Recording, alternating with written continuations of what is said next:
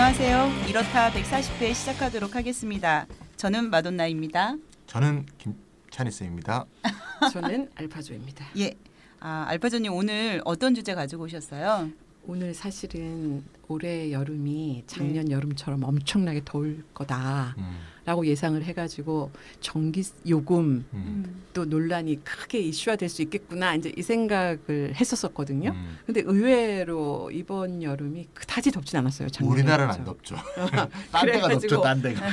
저기 한국은 그냥 조용히 이렇게 전기요금 이슈도 없이 이번에 그러니까요. 그냥 조용히 지나갔는데 근데 여름 이상 기온이 유럽이 막 난리도 아니었죠, 45도까지 유럽이. 지금 그렇죠. 올라가지고 그래서 이 지구 온난화로 인한 이상 기후는 한국은 약간 올해는 비껴가는 듯했는데 네. 그 유럽 같은 경우는 그 피해가 어마무시하게 심각한 상태입니다. 그래서인지 유럽 의회 선거가 얼마 전에 있었는데 그때 선거 결과를 보면은 사실상의 승자는 녹색당이었었어요. 녹색당이 굉장히 많은 크게 약진을 했었고 환경 문제에 대해서 지금 유럽 전반에서 이제 경각심이 점점 높아지고 있다. 네. 그래서 지구 온난화를 막기 위한 대표적인 정책으로 지금 탄소세 논의가 굉장히 뜨겁게 진행되고 있는데 오늘 그래서 이렇다의 주제를 탄소세로 한번 잡아봤습니다. 근데 탄소세가 있고 네. 탄소 부담금이라고도 부르거든요. 근데 정확하게 얘기하면 탄소 부담금이라고 하는 게 아마 맞을 거예요. 한국의 녹색당도 이제 기후 위기 비상사태를 선포하고 워낙 정부에서 해야 되는데 당 차원에서 해서 지금 기후 위기 관련해 가지고 많은 활동들을 하고 있는데요. 9월 21일에 다 모이기로 됐죠 지금. 네네 9월 21일. 누가 다 모인다는 거예요? 우리나라 이에 관심 있는 모든 사람들 다. 기후 위기. 뭐지 만민 공동회 같은 거 그렇죠. 이런 기후 모든 관련 단체. 그래서 모든 관련 시민. 지금 이제 기후 위기 관련된 이런 문제들을 지금 전국 각지를 돌면서 부흥회 같은 거 하고 있는 그렇죠. 거예요. 네, 하고 부흥회 있어요. 같은 거 하고 네. 있고 그래서 이제 일반 시민들이 9월 20일 날 많이 참여해 주셨습니다. 어디에서 하는 거예요? 이 9월 21일 날짜만 정해졌고요. 지금 이제 우리가 7월 23일이었던 것 같은데요. 45개 단체 모여갖고 21일 날 9월 21일에 기후 집회와 행진을 진행하기로 결의를 했어요. 그러니까 좀 더 다음 방송 때 우리가 장소하고 구체적인 이제 진행 방향 정해지면 그때 또 알려드리도록 하겠습니다. 네. 네. 아주 관련이 깊은 주제여서 네. 자세히 네. 홍보드렸고요. 네. 알파전님 지금 탄소세 말씀하셨는데 음. 이걸 좀 간단히 정리해 주시면 탄소세 좀 네. 처음 들어보는 좀 생경한 단어일 수 있는데 네. 탄소세는 환경 오염 행위에 대해서 세금을 부과하는 환경세라는 게 있어요. 근데 환경세는 굉장히 폭넓은 범주인데 탄소세는 환경세의 한 종류입니다. 교통에너지환경세법에 의해서 우리나라도 환경세를 징수를 하고 있는데 원래 이 교통에너지환경세법이 한시법이었었어요. 그래서 2012년인가 이제 만료가 돼서 이 법을 없애기로 했었는데 이게 계속 살아남고 있거든요. 그러네요. 그래가지고 3년 더 연장합니다. 네. 연장합니다 하다가 이번에도 또 연장이 됐어요. 그래서 어쨌든 이 법은 아직 살아남아 있고 여기서 어디에다 세금을 부과하냐면은 휘발유, 경유, 즉 교통수단, 자동차 연료에 대해서 환경세를 부과하고 있는 건데요. 우리가 맨날 언론에서 유류세라고 하는 거 있잖아요. 네. 그렇죠. 예. 여기에 포함되는 겁니다. 유류세 안에 발음이 환경 어려워. 탄소세가 있는 건가요?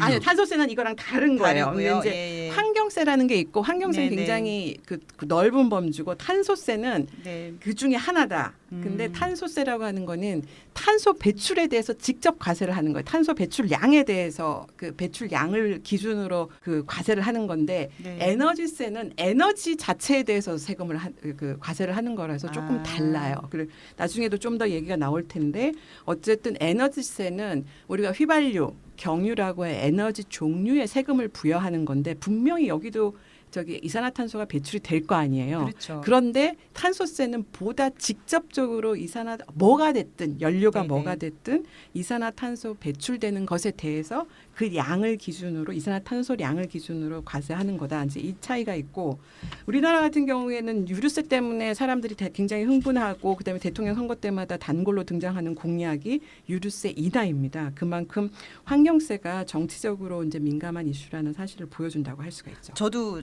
자동차 주유할 때마다 내가 그 주유하고 있는 이 기름의 몇 %가 세금일까 생각을 해보곤 하는데요. 네네. 차이쌤 유류세가 얼마 정도 돼요? 네, 이게 유류세가 이제 우리나라에서 휘발유와 경유 등 또는 뭐 일부 석유 파생연료에 붙는 7개의 세금 준조세를 통칭하는 용어예요. 그러니까 요 안에 7개의 세금이 이렇게 다다다다다다다 붙어 있는데 야, 기준은 이제 휘발유 1리터를 기준으로 유류세 종류를 보면 7가지가 뭔가 하면 교통세, 주행세, 주행세는 교통세 26%로 돼 있어요.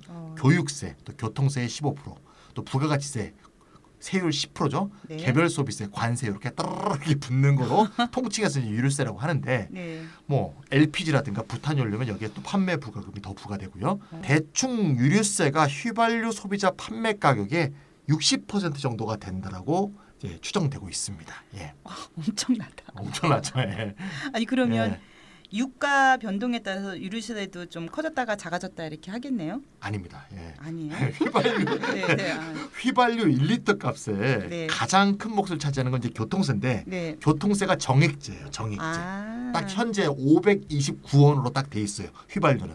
네. 그러니까 휘발유 값이 오르건 떨어지건 교통세 정액 529원인데 네, 네. 다른 계절부 교통세 몇 프로 이렇게 돼 있지 않습니까? 네. 물론 부가가치세는 그렇지 않지만 따라서 크게 변동이 없어요. 그래서 국제 유가가 예를 들면 배럴당 극악하게 뭐 심하게 얘기해서 1달러로 급락을 했다고 해도 네. 이 유류세는 별로 변동이 없어요. 아. 그래서 아무리 석유값이 내려도 네. 휘발유 값은 이것 때문에 이제 1리터당 1,000원이 무조건 넘게 돼 있다. 이렇게 볼 수 있고요.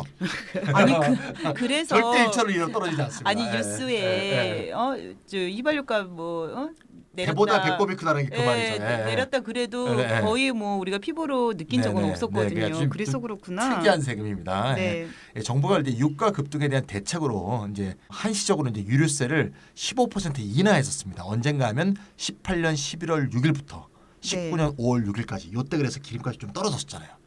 그래서 이거를 이제 8월 31일까지 4개월 추가로 연장했다가 최근에 이제 2019년 5월 7일부터는 네. 이 인하폭을 15%에서 7%로 줄였어요. 그래서 이제 8월 31일이 되면 유류세 인하 기간이 끝내게 되는데 최근에 또 뭐 일본 이슈라든가 경제 상황 악화 등을 이유로 유류세 인하 재연장, 유류세 인하를 계속하자 아, 예, 예. 이게 이제 지금 검토되고 있는 그런 분위기입니다. 저 유류세가 음. 부담되는 거는 알겠는데요. 기름값이 조금 오른다고 하더라도 환경이 나빠지면 우리 모두가 피해가 되는 거잖아요. 그렇죠. 환경이 나빠지면 환경을 보호하기 위한 세금을 부과하는 것이 당연한 것이라 저는 생각을 하는데 왜 정치권은 항상 유류세를 인하하려고만 하는 거죠? 유류세가 다양한 종류의 세금들이 네, 다 네. 통칭하는 개념이거든요. 휘발유냐 경유에 쓰는 것 중에. 근데 우리가 교통세라고 해서 정액분으로 부과하는 부분 있잖아요. 네. 이게 이제 529원이다. 예를 들어서 네. 이제 휘발유 이걸 저 우리가 오늘 그 가격 보통 처음 알았잖아요. 그 이걸 X를. 환경세 이게 환경세에 네네. 속하는 거예요. 그러니까 교통에너지 네네. 환경세법에 의해서 교통세를 부과하도록 돼 있는데 그게 이 환경세에 해당하는 거다. 그다음 네네. 나머지 뭐 교육세니 부가가치세니 이런 걸 다 합치면 전체 그 휘발유 가격의 60% 이상이 이제 세금으로 국가가 가져가는 몫이다. 이제 이런 얘기인데 일단 우리나라 정치권 같은 경우에는 그 유류세라고 보통 불리죠. 근데 그 중에 일부인 교통세가 이제 환경세의 일종인데 네네. 이 환경세 때문에 서민의 경제적 부담이 커지게 높아지고 되죠. 당연히 서민의 숨통을 죄는 몹쓸 세금이다. 이제 이렇게 인식들을 하고 있는 거예요. 네. 그래서 우리나라 환경세 문제 같은 경우는 맨날 유류세 인상 인하 논쟁이 나오는 것처럼 그것도 대통령 공약이 나오는 것처럼 환경 정책의 관점이 아니라 민생 정책의 관점에서 지금까지 쭉 논의가 이루어져 온 거죠. 그러니까 교통세는 환경을 목적으로 네네. 정액으로 거두면서 사실 굉장히 큰 부분을 차지하고 있는데 이 네네. 휘발유 최종 소비자 가격에 네네. 이 부분이 유류세 논란으로 이제 이렇게 다시 전선이 이동하면서 서민들의 숨통을 대는 나쁜 세금이다. 이제 이런 인식이 그냥 일반적인 게 된 거예요. 네네. 그래서 환경보다 민생을 챙기는 것이 민심을 얻는데 당연히 훨씬 더 효과적일 수밖에 없겠죠. 아무래도 그렇겠죠. 그래서 민생하고 환경의 대결 구도에서는 민생이 백전백승하기 마련입니다. 민생은 바로 표로 연결되지만 환경은 한참 걸리죠. 이게. 아니 그리고 환경이 표를 부르진 않잖아요. 우리나라 그랬죠 이때까지. 예. 실제로 환경세를 만약에 인상을 한다, 교통세 이제 네. 교통세를 인상을 한다 이렇게 되면은 부자들은 사실 별 지장이 없어요. 돈이 많은 사람들은 그렇죠. 비싸고 싸건 뭐 유가가 오르던 음. 그러니까 소비자 가격이 휘발유 가격이 오르건 말건 열심히 차를 타고 다니는데 아무 지장이 없는데 음. 서민들이 받는 경제적 타격은 사실 매우 심각한 것이 사실입니다. 그래서 작년 말부터 올해 초까지 아마 기억들 하실 거예요. 프랑스 전체를 막 뒤흔들었던 노란조끼 시위가 있었잖아요. 이 시위의 촉발제가 됐던 게 바로 마크론 정부의 유류세 인상 결정이었었어요. 그렇죠. 조끼 시위대의 주축이 저임금 노동자들이었다. 집값이 비싸서 파리 시내에서 못 살고 저쪽 네네. 외곽에 멀리 외곽에 떨어져 사는 그래서 네네. 멀리 이동 거리가 차를 멀고 몰아야 되죠. 차를 몰고 파리에 와서 저임금으로 노동을 하는 이런 사람들이 다 노란 시위의 이제 주축을 이뤘던 네네. 이런 걸 보면 환경세가 가진 정치적 폭발력이 굉장하구나라는 걸 처음으로 보여준 사례예요. 이 딜레마인 것 같아요. 네네. 환경 생각하면은 환경세를 올려야 되는데 또 민생 차원에서 서민의 살림살이 생각하면 환경세를 내려야 하는 그렇죠. 거잖아요. 예, 예. 근데 그 사이에서 적절히 균형을 찾는 방법이 있을지 쉽진 않을 것 예, 같습니다. 도식적으로 생각하면 이렇게 생각하시면 돼요. 이제 네. 연료값을 서민을 위해서 낮춰주기 위해서 네. 정부가 연료에 보조금을 줘요. 그럼 연료 가격이 싸지죠. 네. 그럼 누구나 많이 쓸 수 있겠죠. 네. 네. 서민은 좋아하는데 지구가 싫어해요. 그렇죠. 네. 친민중적인데 반환경적이야. 거꾸로 환경세를 주면 연료 가격이 비싸지겠죠. 네. 지구는 방실방실 웃는데 서민들은 싫어해요. 네. 네. 부자들은 비싸도 살 수 있어요. 다시 말하자면 환경세는 친환경적이지만 반민중적인 성격이 있다는 거죠. 네. 네. 그러면 친민중적, 친환경적 해결 방법은 없을까? 이게 오늘의 이제 이렇다의 주제다. 볼 수 있겠습니다. 예. 이게 말처럼 쉽지는 않은데 도식적으로 어쨌든 지금 찬희 쌤이 아. 민중을 위할 것이냐, 네. 네. 지구를 위할 것이냐 네. 재미있게 말씀을 해주셨는데 네.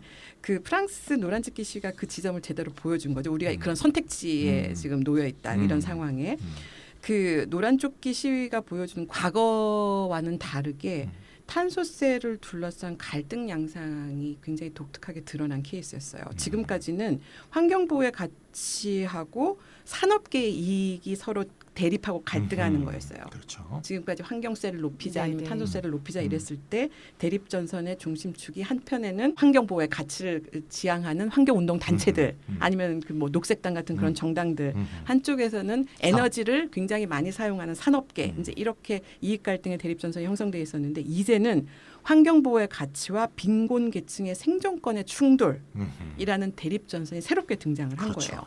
그래서 과거에는 환경오염의 주법인 산업계가 가장 강력한 탄소세에 반대 세력을 형성하고 있었는데 네. 로비력도 막강하죠. 그런데 탄소세에 대한 산업계의 반발은 사실 크게 줄어들었고 오히려 탄소세를 지지하는 분위기마저 형성이 되고 있어요. 근데 산업계에서의 탄소세 반발이 왜 줄어든 걸까요? 이게 그 탄소세를 포함한 친환경 정책으로 인해서 가장 큰 타격을 받고 소멸의 위기에 처한 유럽의 석탄 산업계도 친환경 가치라는 걸 부정할 수가 없는 그렇죠. 이게 친환경 가치라는 게 이제는 네. 유럽에서는 최소한 대세로 자리를 그럼요. 잡았어요. 예. 그리고 이 추세를 되돌리는 것이 불가능하다는 사실도 이 석탄 업계도 사실은 인정할 수밖에 없고 이걸 받아들일 수밖에 없는 상태예요. 일단 가치 자체로는 유럽 내에서는 이게 대세고 이걸 되돌릴 수 없다. 이거에 대한 공감대가 있다. 그다음 물론 산업계의 저항이 완전히 사라진 건 아닌데 적어도 유럽에서는 산업계 전반이 석탄업계에서부터 이제 오염 산업의 대표적인 케이스가 석탄 산업이잖아요. 그러니까 석탄 산업뿐만 아니라 대부분의 이 재계가 친환경 가치에 부합하는 경영 전략과 미래 비전이 필수라고 인식을 하고는 있습니다. 녹색 뉴딜이죠, 그게 이제. 그렇죠. 그래서 이러한 변화를 반영하듯이 탄소세에 대한 정치권의 대응에서도 보면은 이제는 보수와 진보의 입장 차이로 지금 점점 사라지고 있는 중이에요. 네, 맞습니다. 그래서 탄소세에 대한 산업계의 수용성이 이제 점점 높아지고 있는 것과 반대로 이게 이제 저임금 노동자들을 포함한 빈곤 계층의 인내심은 이게 한계에 도달하고 있고 이게 이제 반정부 투쟁으로까지 이렇게 폭발하기 시작을 한 것인데 그 탄소세 인상이 환경 불평등과 사회적 경제적 불평등을 더욱 심화시키는 결과를 초래하는 이런 역설적 현상이 나타나기 시작을 한 거예요. 이런 탄소세의 역설을 해결하지 못한다면은 탄소세와 같은 조세를 활용한 환경 규제는 반민주적이라는 지탄을 받을 수밖에 없는 이런 상황이 된 거죠. 조세를 활용한 환경 규제는 반민주적이다. 반민중적. 그렇죠. 반민주적이기도 하고 반민주적이다. 반민중적이다. 반민중적이다. 왜냐하면 사회 경제적으로 불평등을 더욱 심화시키는 요인으로 작용을 하기 때문에 네. 그렇죠. 역진적인 거죠. 이 탄소세 역설 음. 이라고 말씀하셨는데 현재 이렇게 기후 위기로 인해서 뭐 지구 멸종까지 지금 얘기가 나오는 네. 마당에 네. 21세기 지구의 핵심 지점을 찌를 문제가 아닌가 싶어요. 그럼요. 예. 그러니까 빈곤층 인내심이 왜 한계에 도달해서 폭동으로 폭발까지 가는 것일까? 아 저는 뭐 이해도 되긴 하지만은 왜 그런 걸까요? 지금까지 그 탄소세 논의를 보면은 네. 사실은 산업계가 비용이 확 늘어날 거 아니에요. 그렇죠. 그 충격을 최소화하기 위한 방안을 마련하는 게 사실은 정치권의 핵심 관심사였습니다. 한편에서는 환경세를 지속적으로 올리면서 네. 그 비용을 산업계가 부담해야 되는 그 비용을 줄여주기 위한 다양한 정책이 동시에 실행되어 온 거예요. 아. 이게 크게 막 선전되진 않았고 이제 환경세 네네. 도입에 대해서만 막 난리를 치고 막 산업계가 막 불만을 토로하면 네네. 뒤에서는 정책들이 이제 이 불만을 아. 줄이기 그렇겠죠. 위한 네. 다양한 정책들을 네. 동시에 이제 실행을 해왔는데 음. 불만을 제기하는 산업계에 대해서는 책찍만 환경세나 탄소세가 책찍만을 의미하는 게 아니라 당근도 정치권이 충분히 제공을 해왔다. 그래서 산업계의 저항을 정치권이 굉장히 성공적으로 잘 관리를 해왔던 것이에요. 근데 문제는 그러다 보니까 산업계에 대해서는 충분한 혜택이 계속 제공이 되었어. 부담을 줄이기 위한. 네네. 그런데 이 환경보호 비용이 증가하는 것에 따라서 생기는 피해가 당연히 그러다 보니까 빈곤층에 집중이 되고 대책을 안 세워주니까. 그렇죠. 네. 빈곤층에다 너희들 나몰라라 한 거예요. 음. 정치권이. 네네. 그러다 보니까 환경 불평등과 경제적 불평등이 더욱 심화되는 이런 부작용이 나타날 수밖에 그렇죠. 없었던 거죠. 네. 그래서 그동안에 침묵해왔던 힘없는 이게 소비자들이 일반 서민들이 이제 목소리를 내기 시작한 거다 이렇게 볼 수가 있고 환경 불평등을 키우는 친환경 정책에 대한 비판 반대 여론이 지금 이제 무시할 수 없는 수준까지 오게 된 거예요. 그래서 친환경 정책을 밀고 나가기 위해서는 이 아까 말한 탄소세 역설 이게 사회 경제적 불평등을 더 네네. 심화시키게 되는 이 방법을 찾는 것이 지금 시급한 과제로 대두를 하고 있습니다. 그래서 오늘 이렇다 해서는 좀 길게 서론이 길어졌는데 환경 보호와 민생 보호 사이의 딜레마를 해결하는 효과적인 방법의 하나로 지금 최근에 주목을 받고 있는 게 있는데 그게 뭐냐면 바로 스위스의 탄소 부담금 모델입니다. 이걸 소개하려고 해요. 환경보호와 민생보호 사이의 딜레마를 해결하는 모델이 있긴 있었군요. 친민중적, 친환경적. 예. 네. 아 그래요. 네. 뭐 완벽한 건 아니지만. 네네. 네. 그 스위스에서 그러면 탄소 부담금 모델을 지금 시행하고 있는 건가요? 네네 하고 있습니다. 아 예. 하고 있어요 현재. 음. 아 이게 뭔가 지구에도 도움이 되고 서민에게도 도움이 되는 어떤 일거양득 해결책이 되지 않을까 기대가 되는데요. 그 얘기하기 앞서서 일단 탄소세가 무엇인지 개념부터 이야기를 해보면 우리 청취자분들이 도움을 받으실 네. 것 같고 예. 또 이제 개념하면 또 개념 전문가 찬이쌤 있으시니까 그 얘기는 빼주세요. 좀 앞으로. 쉬운 말로 네. 설명 좀 잘해주세요. 탄소세 아까 조금 나왔었는데요. 환경세의 하나고요. 네. 이산화탄소 CO2를 배출하는 화석연료 소비에 대해서 세금을 부과하는 것입니다. 이 이산화탄소 잘 기억하셔야 되고요. 네. CO2. CO2. 예. 오염자 부담의 원칙에 따라서 환경오염 유발자에게 이 환경오염, 즉 이산화탄소 배출에 대한 비용을 지불하도록 강제해서 이산화탄소 배출을 줄이는 게 탄소세의 목적입니다. 좀 무식하게 얘기하면 네가 저기 뭐야 눈똥은 네가 치워라 뭐 이런 거. 네. 싼똥은 아. 싼똥은 그렇죠. 우리- 그렇죠. 당연히. 네, 좀 네, 네, 저렴해서 죄송합니다. 네, 마음을 안 하겠습니다. 네. 오염자 부담의 원칙을 아, 예. 그래, 네. 똥의 비유를 네가 해주셨습니다. 치워라. 네, 네. 네가 치우는 비용을 내라 이런 네, 얘기죠. 네. 네. 이 환경오염이라는 건 이 자유주의 주류경제학자, 다시 말하자면 경제학 원론, 네. 경제학 책들 이 사람들도 부정하지 못하는 대표적인 시장 실패, 네. 시장에서 해결을 못하는 네, 네. 대표적인 사례입니다. 경제학 교과서에는 뭐라고 얘기하고 있냐면 이렇게 얘기하는데요. 공장이든 상점이든 사무실 빌딩이든 일반 가정이든 모든 경제 주체에게 에너지는 필수적인 거 아니겠습니까? 네. 에너지 없으면 안 돌아가죠. 네. 근데 경제 주체들이 의도한 것은 아니지만 에너지를 쓰다 보면 화석연료를 태우다 보면 환경오염 물질이 배출되는 거죠. 네. 원하지 않더라도. 네, 네. 그러면 환경오염이 그럼 누구한테 피해를 주냐? 근데 자기가 배출한 사람뿐이 아니라 모든 사회 전체에게 피해를 주게 돼 있잖아요. 그렇죠. 그래서 화석연료 사용이 늘어나면 늘어날수록 사회 전체가 부담해야 될 비용도 쫙 늘어나는데 개인이건 기업이건 경제주체들은 쓸 때만 썼지. 이런 환경오염이 발생한 거에 대해서는 비용을 치르지 않잖아요. 네, 맞아요. 그런 건 이제 경제학에서 외부 비용이라 그러는데 네. 자기가 치르지 않는 거죠. 그러니까 자기가 그 비용을 치르지 않는 외부 비용이 돼 버리니까 당연히 줄일 의도가 없는 거죠. 줄일 유인이 없는 거죠. 내가 뭐 화석연료 사용을 줄여봤자 뭐 늘어봤자 내가 그 비용을 더 부담하는 게 아니니까. 그렇죠. 그래서 그렇게 하면 안 되니까 환경오염의 부정적 효과가 과다 생성되는 이 현상을 그죠? 어떻게 없애야겠다고 하는데 이걸 없앨 수 있는 방법이 시장 내에는 없는 거죠. 그래서 이거는 경제학에서는 비효율적 자원 배분을 낳은 시장 실패다 이렇게 규정을 하고 네. 사회적으로 최적의 자원 배분 상태를 만들기 위해서는 시장 실패했을 때 누가 개입해야 되죠? 정부가 네, 개입해야죠. 정부가 개입해야죠. 예. 그래서 정부가 개입할 수밖에 없는 그런 대표적인 사례로 경제학 책에서도 나옵니다. 그러니까 차인 선생님 말씀 들어보면은 환경오염은 시장이 자율적으로 해결할 수 없는 대표적인 그렇죠, 문제인데 그렇죠. 네. 이것은 시장 실패라고 볼 시장 수 있다라는 실패, 거죠. 마켓 페일러라고 그래서 합니다. 네. 시장 실패를 인정하고 정부의 개입이 필요하다. 그렇죠. 네, 이런 말씀이신데 네. 그럼 환경오염에 개입하는 정부의 방법에는 어떤 것들이 있을까 이게 궁금한데요. 크게 두 가지 방법이 있는데요. 네. 하나는 오염을 못하게 하는 거예요. 하지 마. 예. 아예 금지. 네, 아예 금지하거나 네. 아니면 직접적으로 환경오염을 하지 못하도록 의무를 부과하는 뭐 직접 규제 방식이라고 할 수 있는 그런 방법이 있겠고요. 네. 좀 쉬워 보이겠지만 이게 사실 쉽지 않아요. 왜냐하면 전국에 풀어야 되거든요, 사람을. 그렇죠. 나오는지 안 나오는지 관찰해. 행정력 엄청 들겠는데요. 엄청나게 비용이 많이 네, 듭니다. 네. 이거 또 못하게 다른 막. 문제가 네. 있는데 행정비용도 엄청나게 많이 들긴 네. 하지만은 우리가 화석 연료 자체를 안 쓸 수가 없어요. 그렇죠. 네.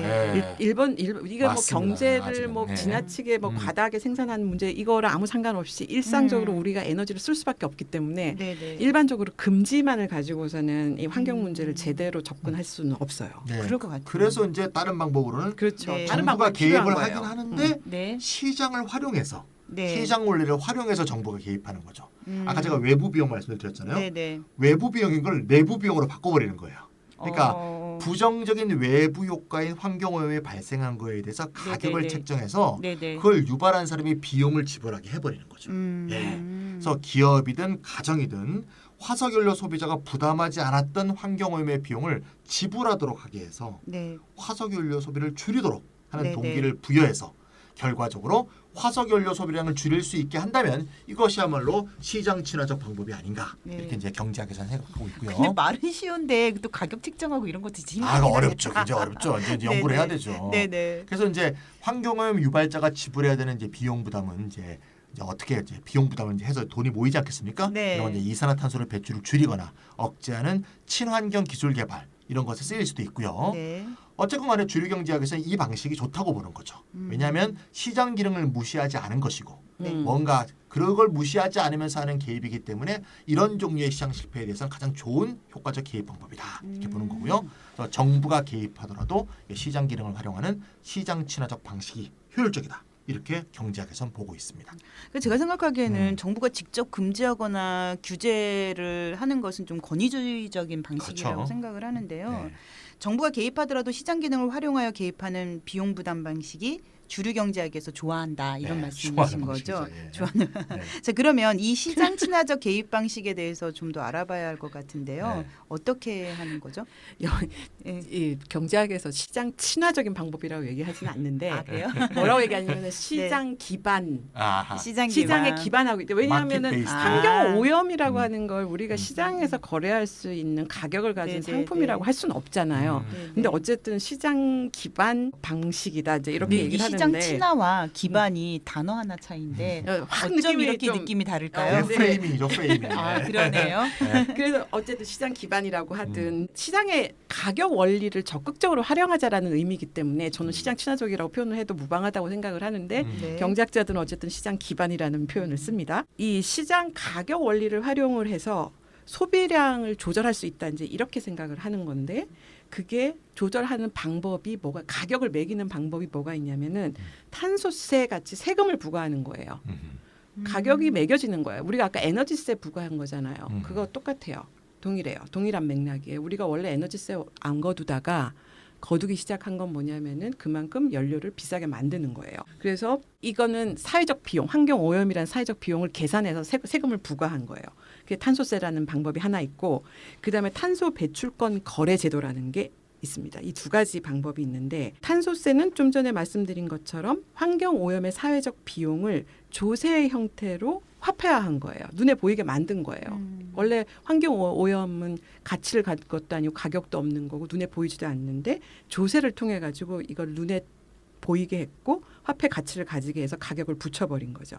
그래서 이걸 가지고 조세를 통해서 환경오염 행위를 억제하는 수단으로 활용을 하기 때문에 우리가 이런 성격의 조세를 교정세라고 부릅니다. 교정적 조세, 그러니까 예. 행동을 수정한다, 교정한다라는 네, 의미에서 네. 교정적인 목적을 가진 조세. 이걸 일명 경제학에서는 피구세라고 부르는데요. 이 피구라는 사람이 피구가 우리 아, 그 사람 노동- 이름이에요. 사람 이름이에요. 농구 이렇게 공 피구가 그게 아니고. 아니라 네. 영국의 경제학자 이름이에요. 처음에 네. 이런 교정적 조세가 필요하다고 주장했던 사람이 피구래서 그 사람 경제학자 이름을 따라서 이제 피구라고 부르는데 이런 방법이 하나 있고 조세를 통해서 가격을 붙여버리는 것. 네. 그다음에 탄소 배출권 거래 제도라는 것도 마찬가지로 정부가 개입을 합니다. 공권력이 개입해서 환경 오염의 외부 비용을 환경 오염 유발자에게 내부화하는 거. 네, 이걸 네. 내부화한다라고 얘기하는데 그것 때문에 피구세랑 동일한 원리가 적용이 된다라고 볼 수가 있어요. 근데 이게 어떻게 하냐면은 정부가 먼저 교정적 조세를 도입을 해가지고 탄소 오염 배출 가격을 먼저 정합니다. 일단 정부가 가격을 정하는 거예요. 네. 그 다음에 가격을 정하고 배출량 한도를 결정을 해요. 네. 그래서 배출량 한도를 초과하는 기업하고 그 한도를 미달하는 기업이 이 서로 배출권을 거래해라. 그래서 배출권 거래 시장을 만들어준 거죠. 그래서 배출권의 가격이 거래에 참여하는 기업의 경제적 유인 구조를 바꾸어서 탄소 배출을 줄이는 효과를 가져올 것이다. 이런 기대를 하는 거예요. 우리나라도 탄소권 배출 거래 시장이 있어요? 있습니다. 네.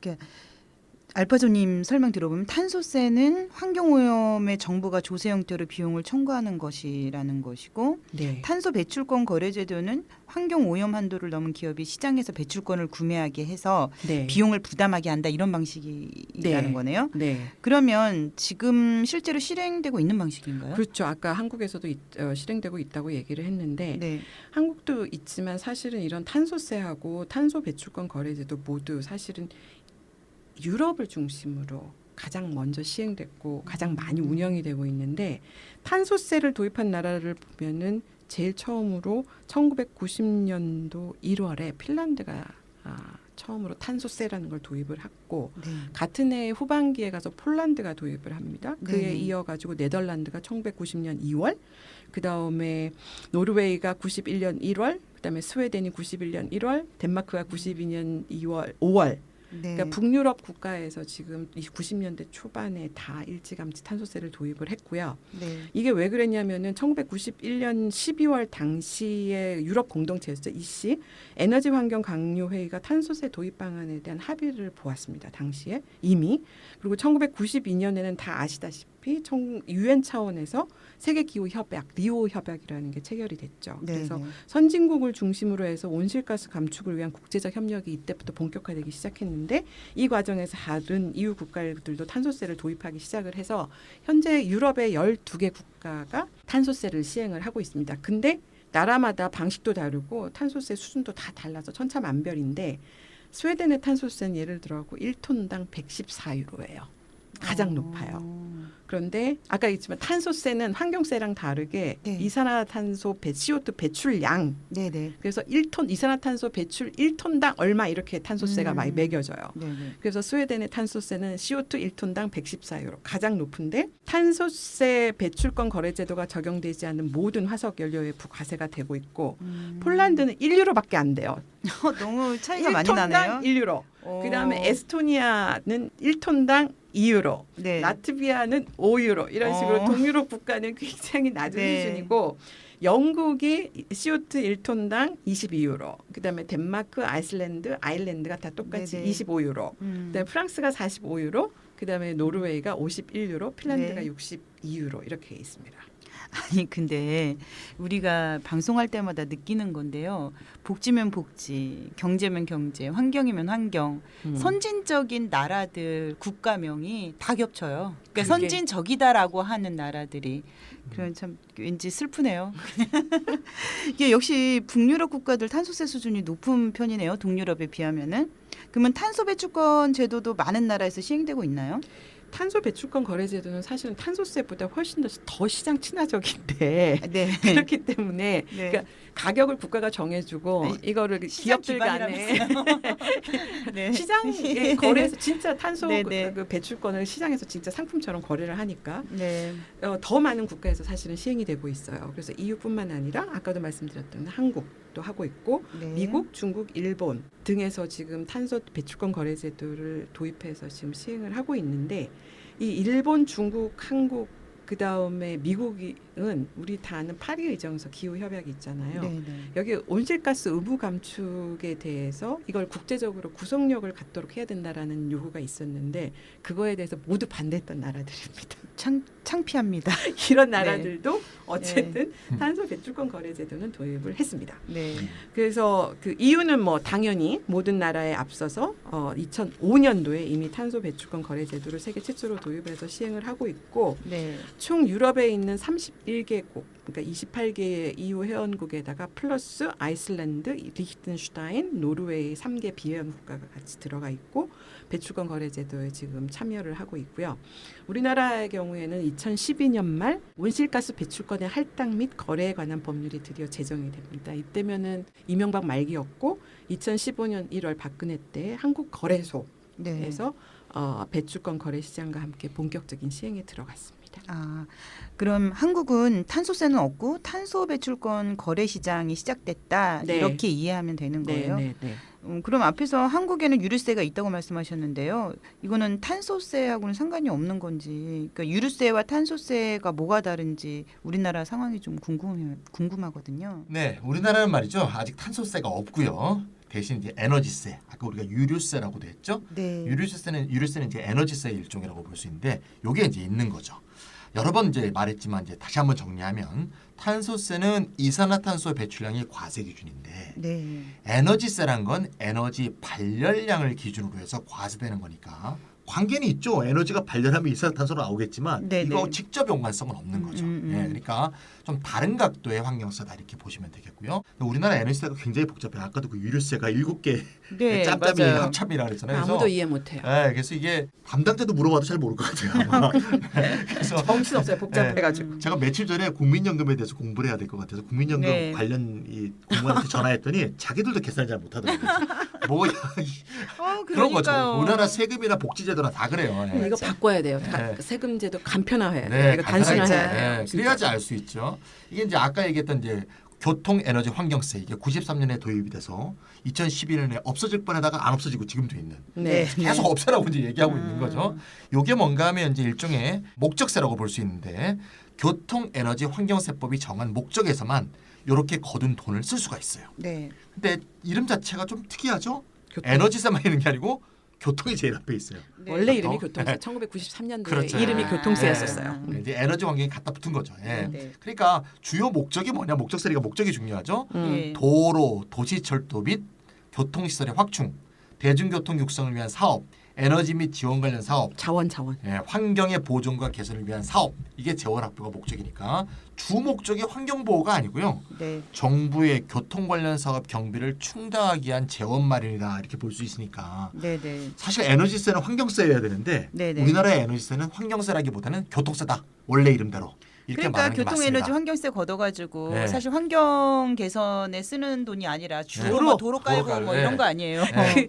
저기 지역구에서 그 지역 네네. 국회의원들이 좋아하는 SOC. 그렇죠. 예. 그런데 이제 이 여기 세수들이 이제 그쪽으로 많이 쓰이니까. 음.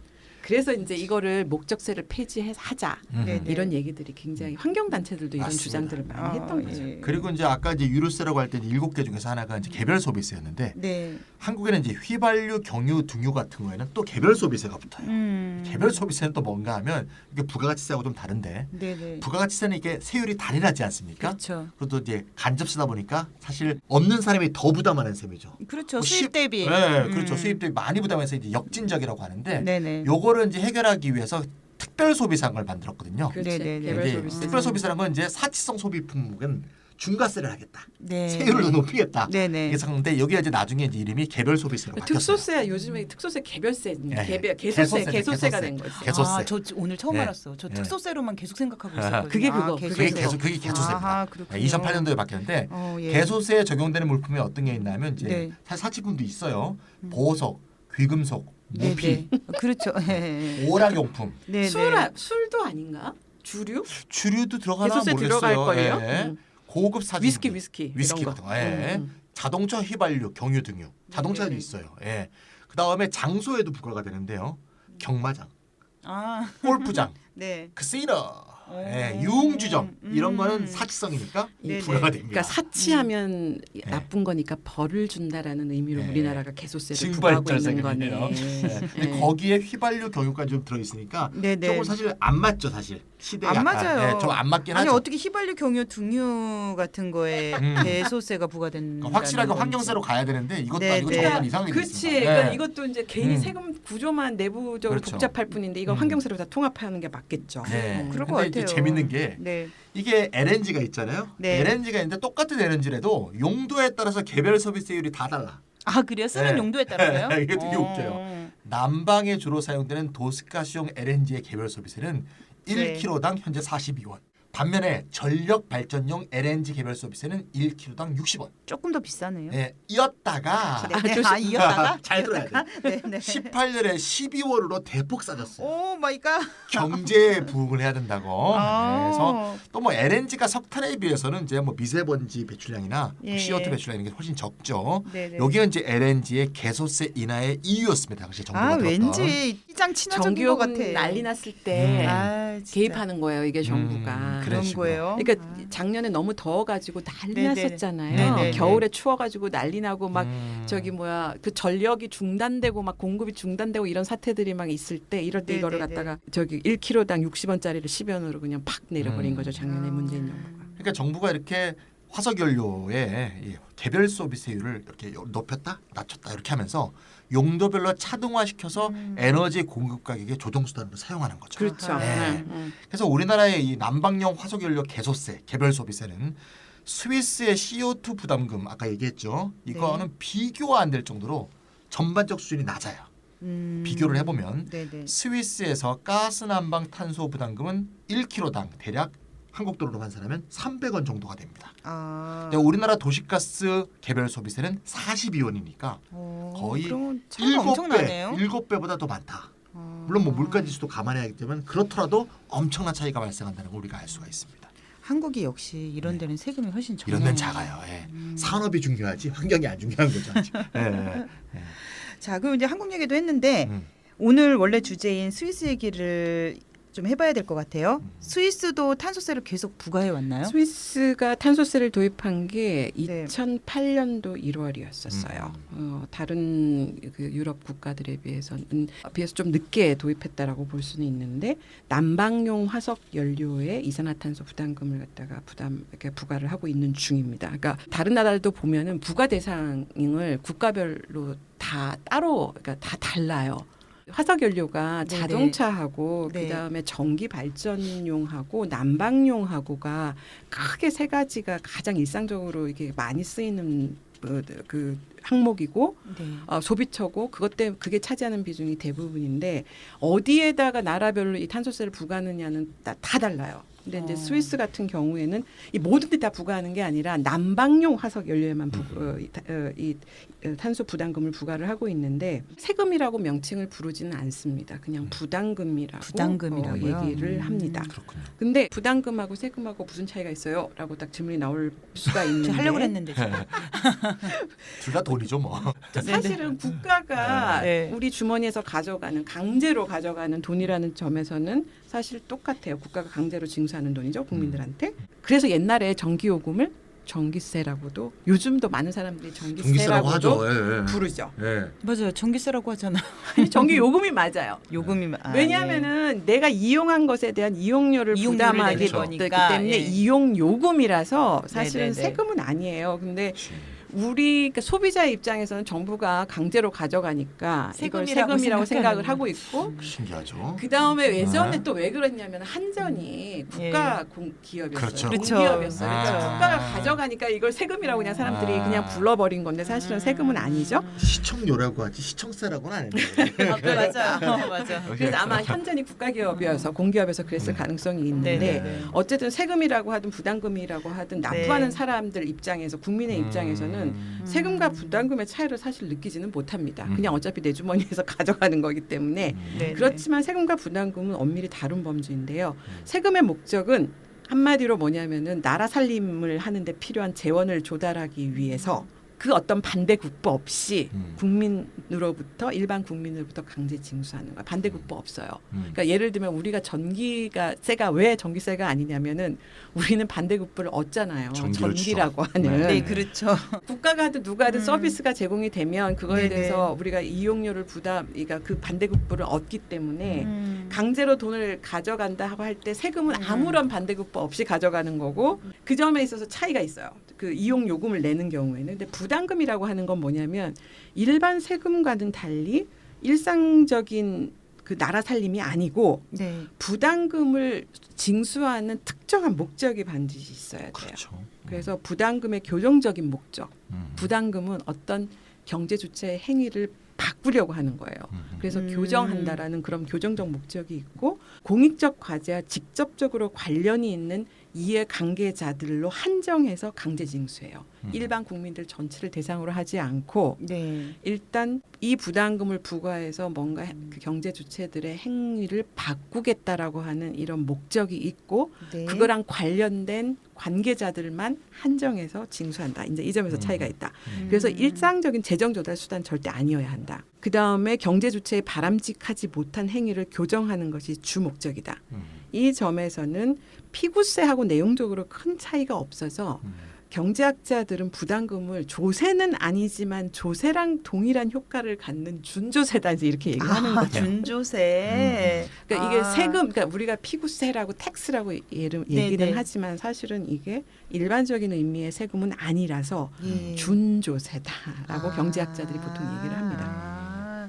그 세금은 아니지만 세금과 동일한 효과를 정부한테 그렇죠. 정부 주머니로 받는다. 들어가니까라는 의미에서. 사대보험도 그럼 준조세인가요? 뭐 경제학자들은 네, 무조건 네, 국가가 네. 가져가면은 다 조세라고 네, 네, 그냥 네. 퉁쳐버리는 거예요. 근데 엄밀하게 방식도 다르고 그렇죠. 과세하는 기준도 다르고 다 달라요. 그래서 네네. 원래 그 기본소득도 기본소득을 나눠주기 위해서 돈을 거두면 흔히 우리가 조세라고 얘기하기 쉽지만 정확히 그렇죠. 말하면 기본소득 기여금 또는 네네. 기본소득 부담금이라고 봐야지 정확한 거죠. 그거랑 똑같은 이거는, 그러네요, 네, 진짜. 반대급부가 있잖아요. 이거는. 세금은 아까 반대 급부 없이 그냥 음. 강제 징수해서 국가가 자기 살림하는데 아무 때나 써도 상관이 없어요. 네네네. 그런데 아까 얘기했지만 부담금은 목적이 분명하고 특정한 목적, 그다음에 거기에 맞는 관계자들로부터 모은다라고 하는 측면이 있고 네네. 그 점에서 조세랑은 분명히 다르다. 그래서 경제학자들은 근데 다 싫어 그냥 조세가. 그래서 그냥 한꺼번에 다 준조세라고 부른다. 네, 사대보험도 네, 네, 네. 그냥 다 준조세라고 하니까. 굉장히 싫어하죠 아. 경제학들 세금을. 근데 스위스 같은 경우에 어떻게 하는지를 좀 보면은 이 매년에 이산화탄소 감축 목표치를 설정합니다. 매년 목표치가 있습니다. 네. 이걸 달성하지 못하면 난방 연료에 한해서 부담금 즉 준조세라고 부르는 이걸 부과를 하게 되는데 목표 달성에 실패할 경우에는 해마다 부담금 액수가 점점 인상됩니다. 원래 교정적 조세는요, 이 재정 조달을 늘리기 위해서 하는 건 아닌데 네. 가격을 계속 인상을 해야 돼요. 왜냐하면 처음에 낮게 시작해서 점차적으로 가격을 시간을 두고 인상을 해서 그러니까요. 경제 주체들한테 충격을 좀 최소화하면서 적응할 수 있는 시간을 충분히 주는 거예요. 네네. 근데 이게 세수가 많이 들어오느냐 안 들어오느냐 별로 관심이 없어요. 그러니까. 중요한 게 목적은 환경 오염 행위를 예. 규제하는 데 그러니까 있기 때문에 교정하는 데 있기 형사범죄도 때문에 여러 네. 번 범죄를 저지르면 누진해서 그렇죠. 하는 그렇죠. 거잖아요. 같이 예. 생각하시면 돼요. 그래서 가중 처벌하지 않습니까? 돈을 정부가 돈을 더 세수를 늘리기 위해서 이 부담금 액수를 놀리는 게 아니라 시간을 두고 낮게 출발해서 점차적으로 일단 높여 나간다. 그래서 2008년도에 도입했다 그랬잖아요. 첫 네네. 해는 CO2 한 1톤당 12프랑밖에 안 됐었어요. 음흠. 근데 지금 2008년 1월 말에는 1톤당 96프랑이 됐습니다. 많이 올랐죠. 아, 그래서 96프랑이면은 스위스 프랑이 우리나라 돈으로 하면은 약 11만 5천 원 정도가 돼요. 그 사이에 이제 이렇게 올랐고 이거를 이제 그럼 난방 기름에만 쓴다 그랬잖아요. 이게 기름인 경우에는 1리터당 25.4 라펜이라고 그래. 센트를 스위스 프랑에서 우리가 스위스 아, 프랑은 1센트, 2센트 할 때 그 센트에 해당하는 거예요. 우리나라 이제 센트에 해당하는 거예요. 라펜이라고 네네. 불러요. 가스 난방 이게 보통 난방이 기름하고 가스 난방이 있는데 이 난방 기름 1리터가 한 25.4 라펜. 그다음에 가스 난방은 1kg당 25.5 라펜인데 하나로 하면 약 300원 정도. 아까 좀 전에 찬희 쌤이 말씀하셨잖아요. 이거를 톤당 얼마인데 이제 1kg 혹은 1리터 이렇게 계산을 해 보면은 300원. 한 300원 정도 됩니다.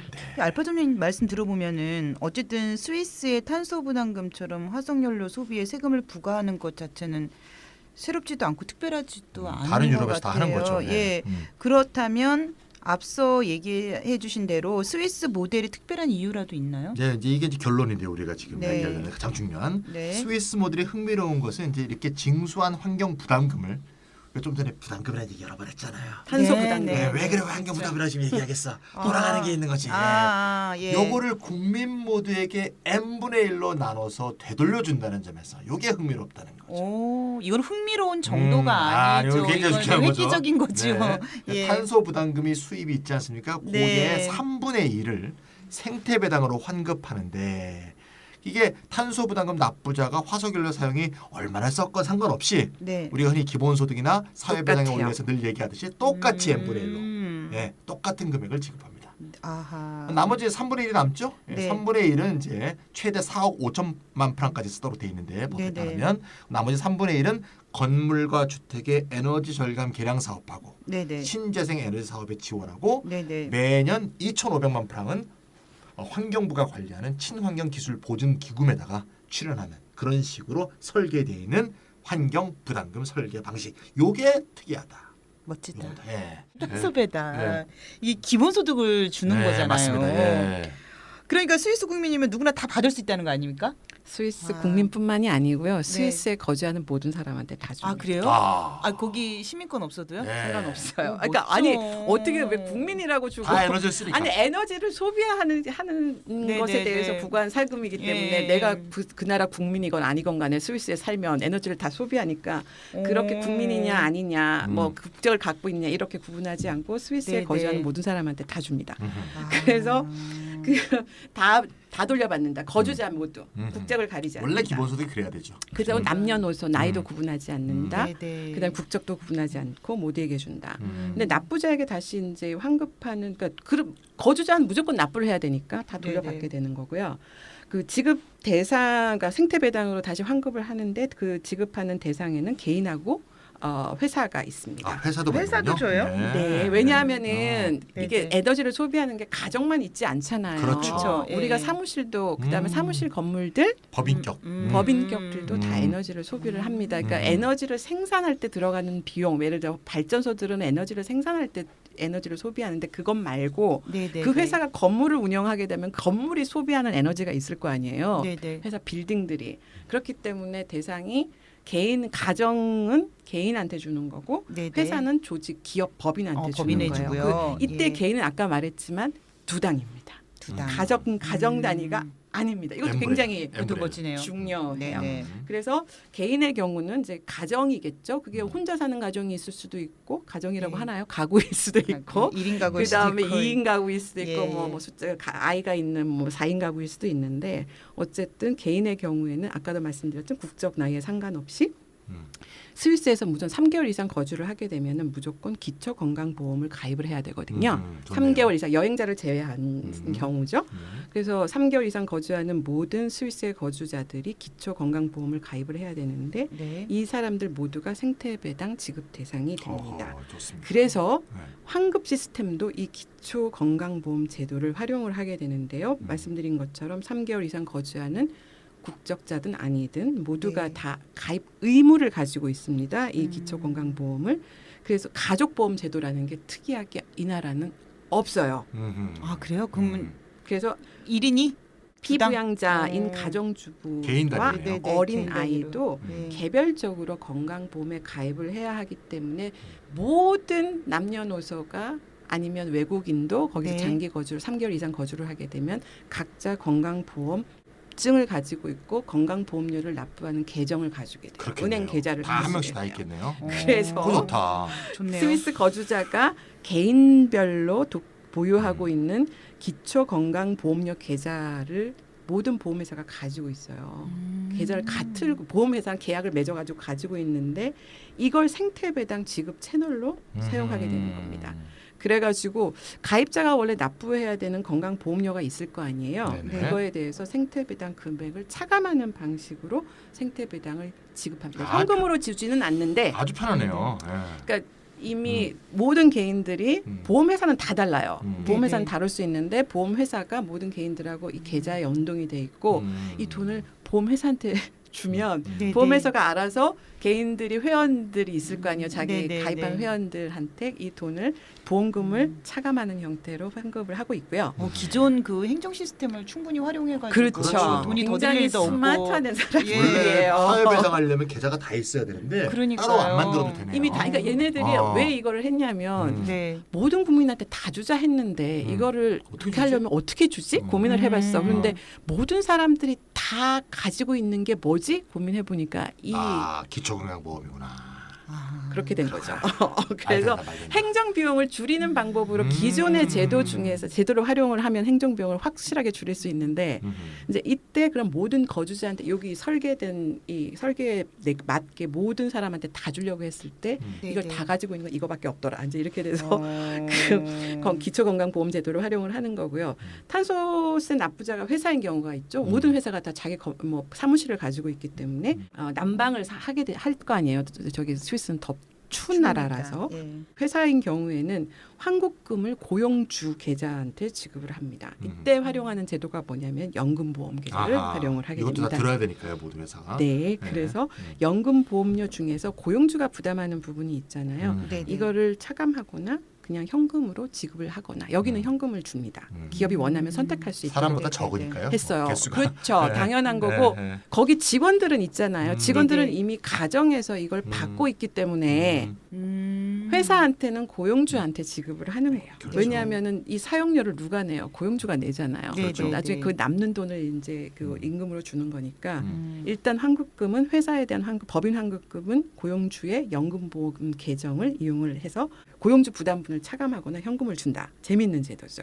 그래서 건강보험제도 개인한테는 그다음에 기업들한테는 연금보험제도를 지급 채널로 활용하기 때문에 생태배당 환급 시스템을 별도로 구축할 필요가 전혀 없었어요.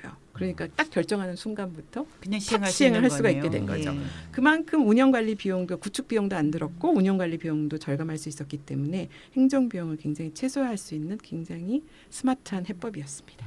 스위스 가고 싶네요. 음. 근데 제가 딱 걸리는 게 추운 걸 싫어하기 때문에 제가 추위만 잘 견딜 수 여름에 있으면 시원해요. 스위스로 가서 살고 싶은데 물가가 비쌉니다. 물가가. 엄청 아, 비싸지만 물가가 여름은 비싼가요? 시원해. 스위스 사람들이 독일 가서 물건 사갖고 와요, 막. 네, 진짜. 물가가 주말에, 비싸가지고 주말에. 엄청 네, 제 주말에 차 말고 와. 돈 엄청 비싼 도대체 나라죠. 어떻게 여길 가나 저길 가나 일단 돈이 없으면 참 살기 힘든 세상이네요.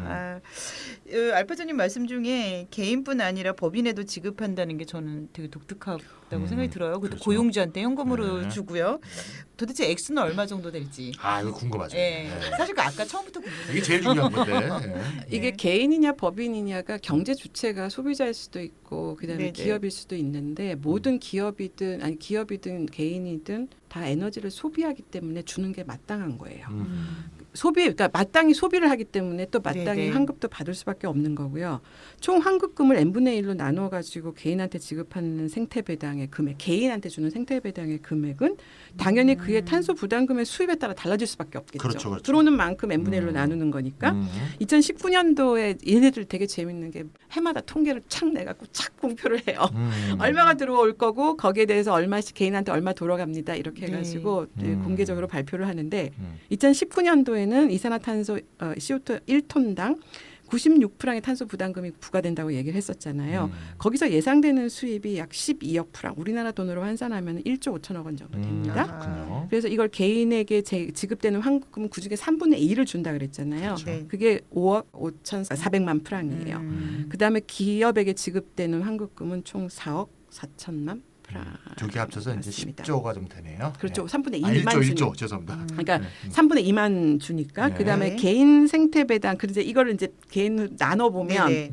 거주자 모두 하니까 국민 수로 나눌 수 없고 네. 개인 생태 배당은 1인당 76.8프랑 한 9만 6천 원, 약 10만 원 정도 되는 1년에요? 1년이죠. 그다음에 탄소 부담금 이외에도 VOC라고 휘발성 유기 화학 물질이라는 게 있어요. 이거 일상적으로 우리 우리는 일상적으로 많이 써요. 모든 이게 세제나 이런 데 다 들어 있는 거예요. 네네. 여기에도 환경 부담금을 마찬가지로 부과하고 이것도 생태 배당으로 나눠 주거든요. 네네. 그래서 이게 CO2에 대해서도 탄소세 부과해서 나눠 주는데 VOC라고 하면 환경 유해 물질에 대해서도 부담금을 매겨 가지고 이 돈을 다 같이 묶어서 하나의 펀드를 만들고 거기에서 생태배당 같이 해요. 그거 합친 금액이 1인당 한 10만 원 정도 돼요. 1년에. 1인당 10만 원 1년에. 그럼 한 달에 한 8, 9천 원인데 이게 네. 그 액수로만 보면 큰 돈은 아니지만 아니죠. 이게 네. 전 국민에게 다 간다라고 하니까 우리 4인 가족이면 1년에 네. 40만 원 전거주자. 전거주자. 아주 작은 규모의 부분 기본 소득이 실현되고 있는 겁니다. 그래서 이거야말로 네. 진짜 기본소득의 개념을 다 갖춘 것 같아요. 네, 맞습니다. 예. 예.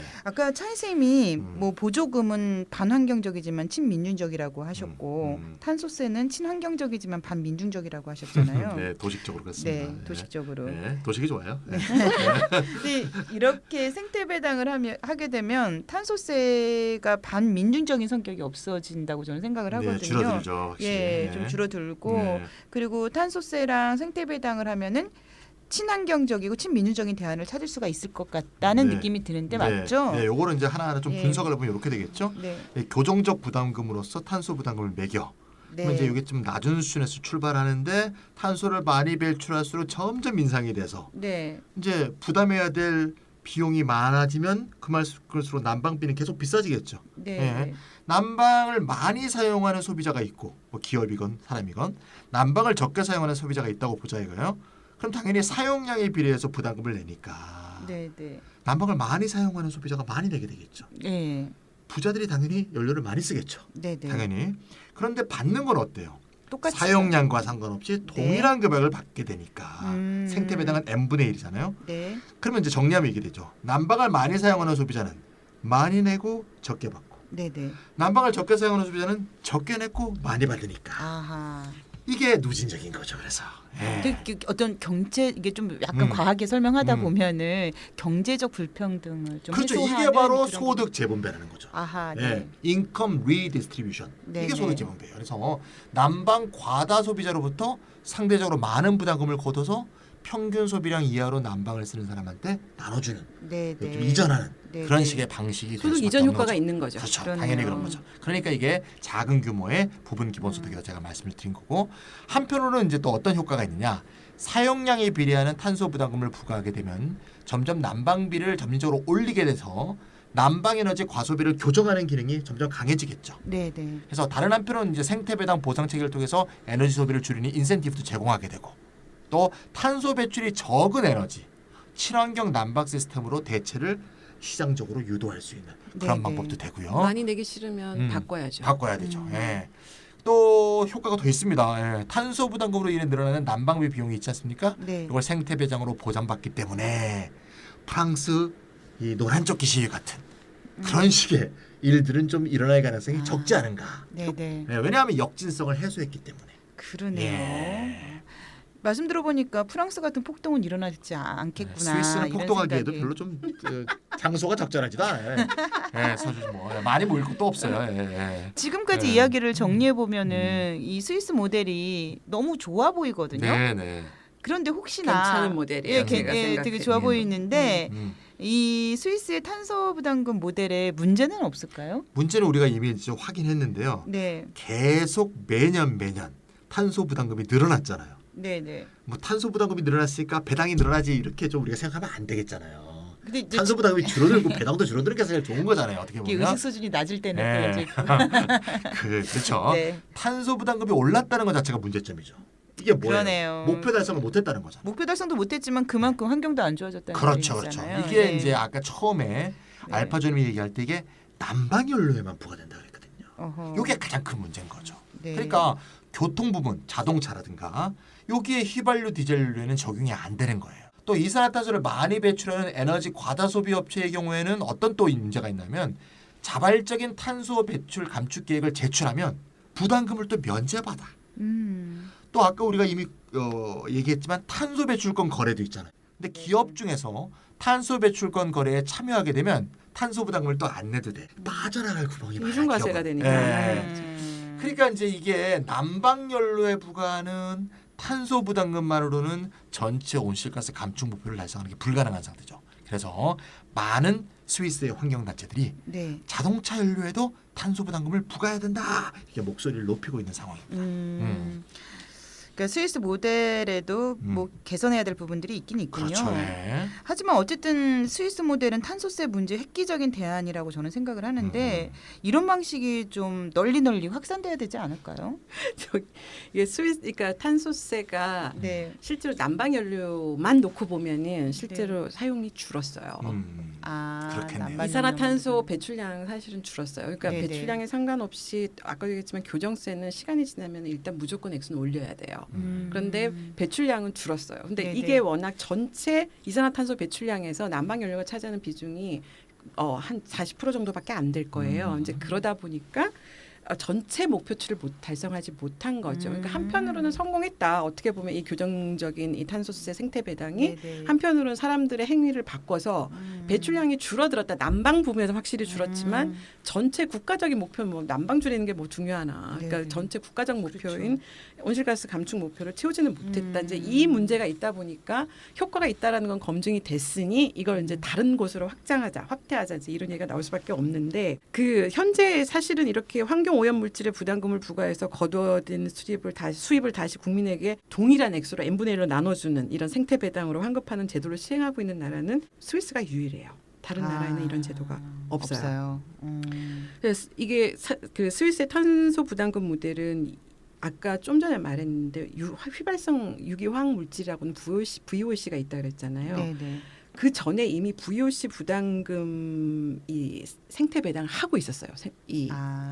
액수는 얼마 안 되지만 네. 어쨌든 VOC 부담금 생태 배당 환급 제도를 이미 시행하고 있었어요. 이 스위스가.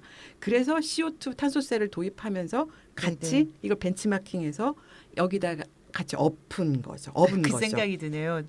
더 이상 배울 곳이 없기 때문에 자기 나라 안에서 배워서 또 그걸 모델을 삼아서 벤치마킹해서 또 하네요. 네, 네. 이게 자기네들이 봤을 때 굉장히 성공적이었고 효과적이었다고 생각을 하고 비용도 굉장히 절감하는 방법이었기 때문에 이걸 벤치마킹한 건데 그 아까도 찬희쌤 말씀하신 것처럼 스위스의 탄소 부담금 생태 배당 환급 제도가 난방용 화석 연료에만 적용이 되는 한계가 있기 때문에 네네. 어쨌든 한계가 있지만 어쨌든 교정적 부담금의 생태 배당이 이론이 아니라 현실에서 네네네. 작동 가능한 제도임은 이미 검증이 됐고 그다음에 무엇보다도 환급 시스템의 도입과 운영에 과도한 행정비용이 지출해야 한다. 그래서 비효율이 발생한다. 이게 반대론자들이 늘 이거 반박하는 근거였었거든요.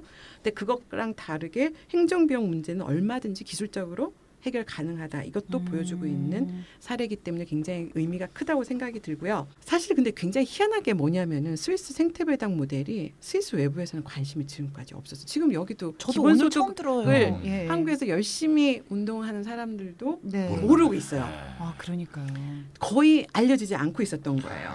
그런데 최근에 들어가지고 스위스 모델이 탄소세의 딜레마를 아까 얘기했던 역사를 극복하는 대안으로 제시되면서 갑작스럽게 주목을 받기 시작했는데 오늘 이렇게 미국에서도 재밌는 거는 미국은 아직 탄소세도 없는데 스위스 모델을 벤치마킹한 탄소세 생태 배당제도 도입 논의가 지금 미국에서도 한창입니다. 반가운 소식이네요. 미국은 특히 해야 돼. 한꺼번에 하면 돼요 이거. 이 온 지구를 위해서 미국은 특히 해야 돼. 근데 이게 탄소세 생태 배당 굉장히 경제학적으로 네. 이게 반박하기가 어려운 논리 구조를 갖고 있기 때문에 네네. 어쨌든 국제 환경 정책 로비 단체라는 게 이름이 뭐냐면 Citizens Climate Lobby라고 로비라고 부르는 이 단체 이름이에요. 네네. 얘네들이 에너지 혁신과 탄소 배당 법률안을 로비를 열심히 해가지고 네네. 이 환경 단체가 2008년 12월 얼마 안 됐습니다. 작년 말에 민주당 한 상원 의원에 의해서 상원의 이 법률안이 네네. 제출이 됐고요. 어허. 올해 1월에는 네네. 하원에서 민주당 의원뿐만 아니라 공화당 의원까지 합세해서 초당적 법안으로 발의가 돼가지고 현재 독일에서도 현재 상임위에서 논의가 되고 있는 중입니다. 이제 미국도 지금 이런 움직임이 있는데 음. 한국 정부 뭐 하나요? 맞아. 그리고 한국 국회 뭐 하나요? 네, 이게 지금 정말 일본 국회 그려놓고 티셔츠나 입고 지금 사진 찍을 그런 상황이 지금 아닌데 지금. 의원들이 지금 자. 노후압에 적어놓고 사진 찍고 아, 이렇게 뭐 하는 건지 모르겠어요, 할 지금. 게 아니라 참 지금 이 기후 위기 네. 상황에서 네. 이게 스위스 이 모델을 좀 네. 본받아가지고 우리도 법안이 제출되면 좋겠는데요. 네. 우리도 이 환경단체 우리가 9월 21일 날 이 기후위기 관련해 가지고 다 모인다고 그랬잖아요. 네네. 찬 쌤 말씀해주신 대로 그때 그것이 입법 활동, 뭐 로비 활동으로 또 이어지고 해서 실제로 이 제도화되면 좋겠다는 생각이 들었어요. 미국이 의외로 이렇게 빨리 반응한다고 생각을 하는데 최근에 유럽 의회 선거에서 독일 녹색당이 2당이 됐잖아요. 네네. 이거 엄청난 선전이라고 볼 수 있는데 독일도 이 문제에 관련해 가지고는 가만히 있을 것 같지는 않은데 독일은 어때요? 독일이 지금까지 탄소세가 없던 나라예요. 근데 되게 의외예요, 에너지세만 이것도. 있었어요. 예. 그래서 사람들이 독일에 대해서 많은 환상과 착각을 하고 있다 이런 예. 생각이 드는데 자동차의 나라잖아요. 그러니까요. 예, 그러니까 맞아요. 독일에서 이렇게 에너지 우리나라처럼 에너지세 있잖아요. 교통세라고 불리는 그런 네, 것 네. 같은 에너지세가 있어요. 근데 탄소세는 없었는데 앙겔라 메르켈 총리가 새로운 탄소세 도입을 이미 예고를 한 상태입니다. 최근에. 그러니까 2020년에 만료되는 교토 의정서 그 기후 협약 있잖아요. 네네. 독일 정부가 약속한 게 뭐냐면은 90년 대비 온실가스 감축 목표 40% 설정했는데 이거 달성 못하는 상태가 된 거예요. 지금 2020년이니까 몇 년 안 남았잖아요. 네네. 즉 그 40% 감축한다고 했는데 2008년도에 들여다보니까 목표치에 한참 못 미치는 32%만 달성을 한 거예요. 그럼 2018년이요? 그 2022년 앞으로 남은 한 2년 동안에 네네. 나머지 8% 해야 되는데 이거 못 해요. 네네. 이제 그러면서 목표치 달성에 실패를 했죠. 네. 이제 할 것 같아요. 이제 그러다 보니까 독일 정부가 마음이 급해진 거예요. 근데 왜냐하면은 2020년부터 22년까지 목표치 달성에 실패하면은 이건 선진국이기 때문에 의무 감축을 해야 되는 나라라서 이거를 목표를 달성 실패하면은 벌금 내야 해요. 네. 그래서 매년 1억 유로씩 해서 3년 동안 총 3억 유로를 벌금을 내야 되거든요. 우리나라 돈으로 한 4천억 정도 되는데 이 벌금을 물어야 되니까 이거를 이제 안 물으려고 네네. 독일 정부가 뭔가 특단의 대책이 필요하다. 뭐 그래가지고는 탄소세를 다 도입을 하겠다 이번에. 근데 아까도 말씀한 탄소 배출권 거래 제도란 있잖아요. 네네. 거기에는 이제 큰 기업들, 발전사들 이런 애들만 들어가 있는데 얘네들한테 또 탄소세를 부과하면 이중과세가 되니까 얘네들을 제외한 모든 부분에 대해서는 이제 탄소세를 부과하겠다는 계획을 이미 발표를 한 상태입니다. 그래가지고 난방 부분, 교통 부분의 화석 연료의 그 탄소세를 과세를 하겠다 이제 이 얘기가 나오니까 또 무슨 얘기가 나오냐면은 SUV 차량세를 도입하자, 육류세를 도입하자. 육류세요? 네, 그 뭐냐면은 그 육고기들 네네. 기르는 거 있잖아요. 가축들 네네네. 기르는데 워낙 이산화탄소 배출이 많기 많죠, 때문에 예. 메탄도 많죠. 메탄 그래서 탄소세 갖고 안 된다 이 목표치 달성하려면 그래가지고 이제 완전히 이게 새로 그러니까 조세 그러니까 환경세 탄소세 이 종류도 이제 막 다양해지기 시작하는 거예요. 그래서 SUV 차량세 육류세 논의도 지금 불이 붙고 있는데 아까 말씀드렸지만 이것도 다 뭐냐면은 육류세나 SUV 차량세도 이산화탄소 배출에 직접 연계된 탄소세에 해당합니다. 그래서 독일이 이제 의무 감축량 목표를 달성하려면은 산업 부분도 가리지 말고 과세 대상도 나누지 말고 포괄적인 탄소세 같은 과감한 대책이 이제 필요하다. 이제 이런 데 대한 논의들이 지금 막 일고 있고 필요성에 대해서 이제 광범위한 지금 정치적 공감대가 형성돼 있습니다. 지금 반대하는 정당이 딱 두 개인데 하나는 구구정당, 독일을 위한 대안하고 자유당만 지금 탄소세 도입에 반대하고 있어서 사실은 나머지 뭐 녹색당을 포함해가지고 다 찬성을 하고 있기 때문에 의회 통과는 뭐 기정사실이라고 보시면 되고 네네. 다만 그러면 탄소세를 어떻게 어떤 방식으로 부과할 것이냐 이제 이걸 둘러싸고 많은 제안들이 나오고 있는 중입니다. 아, 근데 어느 나라나 구구정당은 참 반환경적이군요. 독일도. 아, 그런 그곳의 여론은 어때요? 그게 극우죠. 그렇죠. 그거니까 반대하는 그러니까 거죠. 만드는 거죠. 네. 그래야지 또 자기들이 또 표를 얻고 그런 거죠. 참. 이 탄소세에 대한 독일 여론 동향이 어떤가 보면 올해 상반기만 하더라도 다 반대했어요.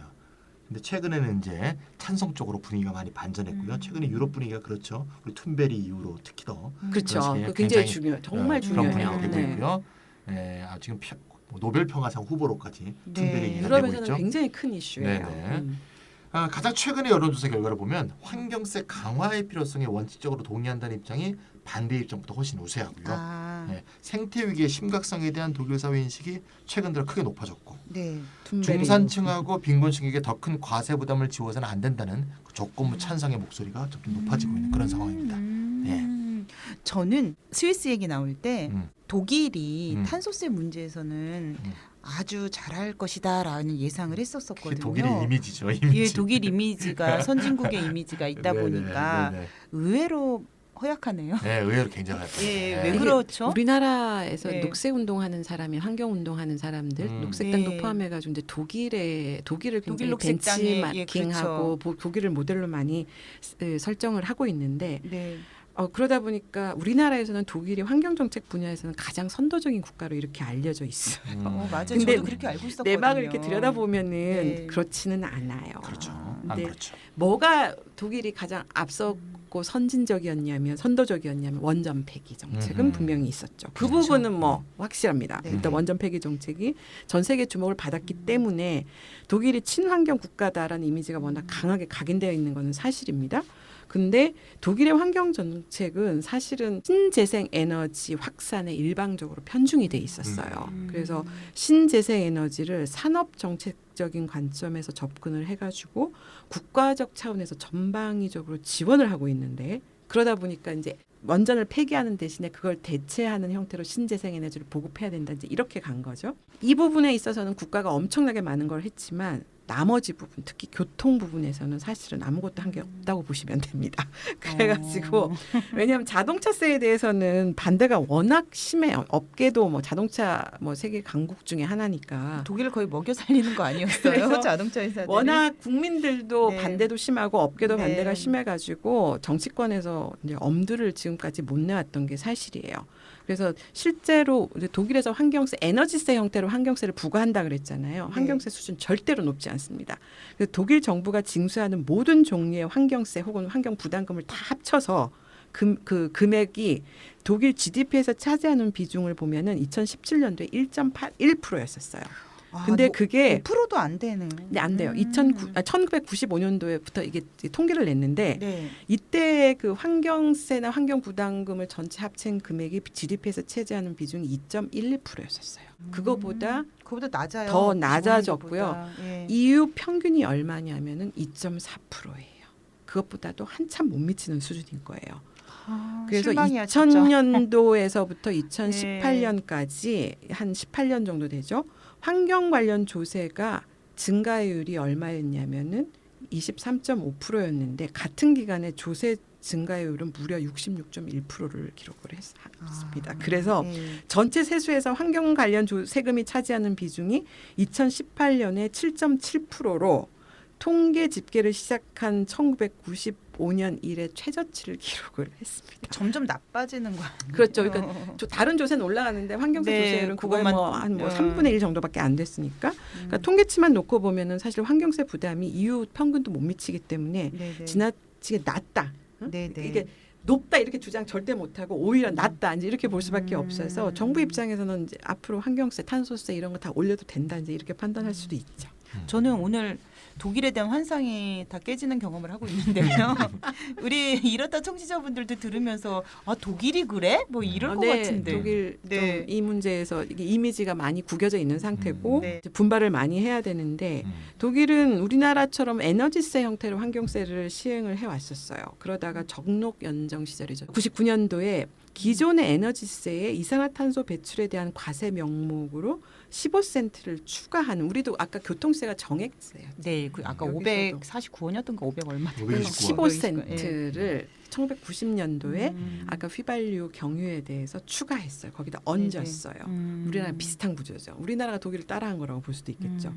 이렇게 얹어가지고 에너지세에다가 탄소세를 이렇게 접목한 혼합 모델을 휘발유와 경유, 자동차 연료에 대해서 이렇게 운영을 해왔는데 자동차 화석 연료에 부과되는 15센트의 생태세는 전체 휘발유 가격에서 차지하는 비중이 얼마나 되느냐? 10%를 약간 웃도는 수준에 불과합니다. 얼마 안 되면 우리나라보다 더 낮습니다. 훨씬 낮습니다. 그 다음에 물가 상승률을 반영하지 않은 정액제잖아요. 네네. 그렇기 때문에 세월이 지나면서 1999년도에 15센트 도입해서 지금까지 한 번도 안 올린 거예요. 이제 그러다 보니까 오히려 실질적으로 물가 상승률이 올라가니까 네네. 벌써 몇 년이 지났어요. 한 20년 넘게 지난 거 아니에요. 그렇죠. 실제 생태세 부담은 크게 낮아졌다고 볼 수가 있습니다. 근데 반면에 신재생에너지 확산에 치중해서 환경 정책을 막 펼쳤기 때문에 그 결과가 뭐냐면은 독일이 전 세계에서 전기 요금이 가장 비싼 나라가 됐어요. 근데 왜 그럼 이렇게 됐느냐? 네네. 자동차세는 그러니까 뭐 환경세는 얼마 안 되는데 전기 요금만 막 폭등해서 전 세계에서 가장 비싼 나라가 된 이유가 뭐냐면은 독일 정부가 신재생 에너지법을 만들어 가지고 친환경 에너지 보급에 지원되는 보조금을 매년 엄청나게 올렸기 때문이에요. 그래서 생태세는 여기 전기 요금하고 관련이 없어요, 독일에서. 그래서 2019년 기준으로 봤을 때 가정용 전기요금을 달러로 환산해서 국제 비교를 해보면은 우리나라가 1kW당 얼마냐면은 10센트인데 달러와 기준으로 독일은 그보다 3.5배가 높은 35센트였었어요. 근데 우리나라랑 별 차이가 없다는데 정말 그 이상하네, 전력 기분이. 소비자 가격 중에서 네. 생태세가 차지하는 비중은 독일에서 7%에 불과하고 네. 신재생 에너지 보조금이 24%로 가장 높은 비중을 차지하고 있습니다. 그러니까 그동안에 전기세가 이렇게 폭등한 이유가 네. 신재생 에너지 보조금이 여기서 계속 들어가면서 왜냐하면은 화석 연료 에너지 못 쓰고 네. 신재생 에너지가 확 늘어났잖아요, 비중이. 네네. 이거 비싸잖아요. 그렇죠. 이 비싼 거에 대해서 보조금을 지급하는 만큼 가격이 올라간 전기요금을, 거예요. 전기요금이 올라간 거예요. 그래서 만약에 이제 이런 상태인데 이런 상태에서 탄소세를 더 도입을 한다. 이렇게 되면은 자동차 휘발유 경유 가격뿐만 아니라 전기요금 여기서 더 올라갑니다. 생태세 비중 7% 15%밖에 안 된다 그랬잖아요. 네네네. 여기다가 이제 확 붙여버리면 전기요금 네네. 더 올라가죠. 그래서 지금도 전기요금 부담이 이제 만만치 않아서 사람들이 굉장히 아우성을 치고 있는데 네네. 전력 가격이 더 오른다. 거기에다 자동차 연료에 대해서 탄소세까지 도입이 되면은 소득이 낮으면 낮을수록 지금 과세 부담이 훨씬 늘어날 수밖에 없는 이런 그러니까요. 상태예요. 그 때문에 물론 네. 독일 국민들은 프랑스 국민들하고 좀 달라요. 노란조끼 시위 때처럼 거리로 나와서 데모하지는 않습니다. 네네. 그 가능성은 매우 낮지만 네네. 어쨌든 저소득층에 대한 보호 대책이 필요하다. 이런 문제 제기는 지금 굉장히 많이 확산되고 있는 중입니다. 그래도 이 독일 같은 경우에 스위스처럼 탄소 배당하지 않으면은 프랑스 꼴 날 것 같은데 제 생각에는. 아 독일 사람들 그렇게 안 합니다. 안 절대로 안 해요? 합니다. 제가 이거 제가 네네네. 보증 할게요.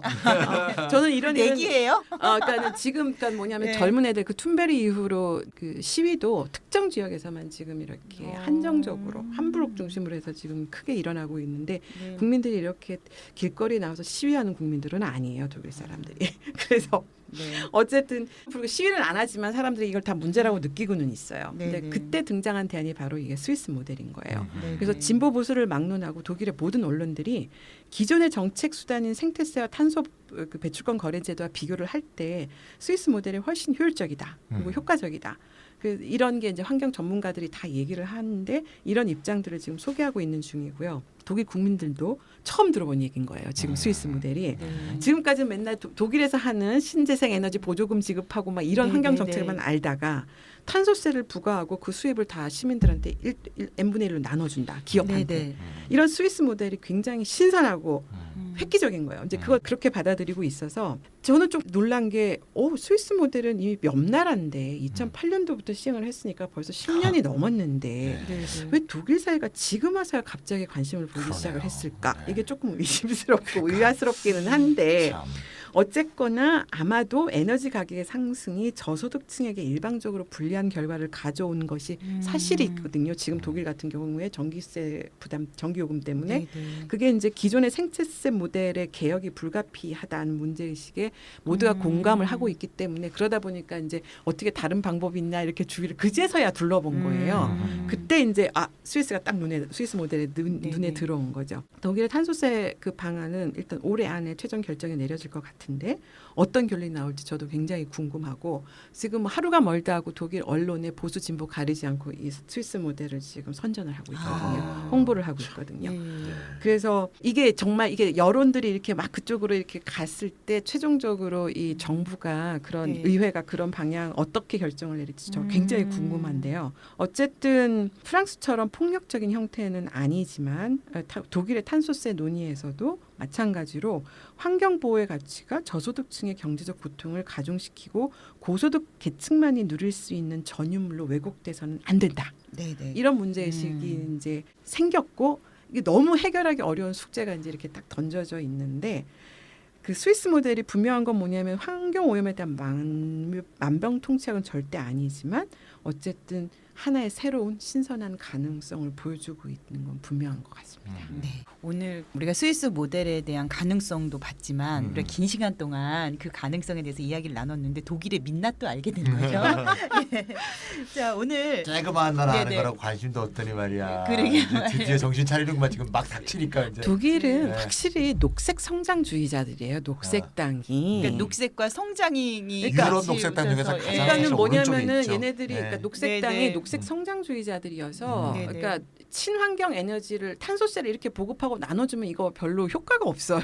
네. 성장에는 도움이 없죠. 성장하고는 별로 관련이 없고 그렇죠. 그야말로 교정적인 네네네. 목적 탄소 배출 그만해라 이제 이 교정적 목적이 가장 우선적인 건데 네, 네. 진짜 독일의 녹색당의 입장에서는 이게 3인당하고 같이 녹색 연정하면서 보수 정권들도 이제 다 동의를 할 수 있었던 이유가 네. 녹색을 하면 성장할 수 있다라는 논리가 네, 네. 핵심이었던 거죠. 그래서 신재생 에너지도 그 관점에서 봐서 정부가 돈을 그렇군요. 어마무시하게 집어넣은 거예요.